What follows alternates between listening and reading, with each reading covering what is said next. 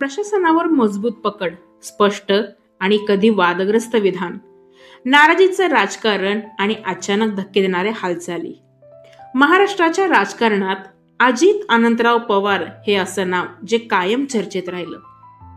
6 वेळा उपमुख्यमंत्रीपद भूषवलेले अजित पवार हे शरद पवारांनंतर राजकारणात आलेले पवार कुटुंबातील पहिले सदस्य.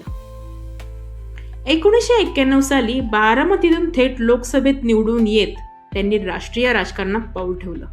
मात्र काका शरद पवारांसाठी खासदारकीचा राजीनामा देत त्यांनी वर्ष आमदार राहिले. पहिल्याच टर्ममध्ये मंत्रिमंडळात प्रवेश, कृषी राज्यमंत्री पद, पुढे जलसंपदा आणि पाटबंधारेसारख्या महत्त्वाच्या खात्यांची जबाबदारी त्यांच्या वाट्याला आली. 2004 नंतर मुख्यमंत्री पद न मिळाल्याची नाराजी, सिंचन घोटाळ्याचे आरोप, उपमुख्यमंत्री पदाचा राजीनामा, वादग्रस्त वक्तव्यामुळे झालेलं आत्मक्लेशन या सगळ्या टप्प्यातून त्यांचा प्रवास केला. काकांच्या सावलीत सुरू झालेला हा प्रवास आज महाराष्ट्राच्या राजकारणावर ठसा उमटून उभा आहे. अनेक वळण, वाद, धक्के आणि सत्तेचं केंद्र हा आहे अजित अनंतराव पवारांचा राजकीय प्रवास.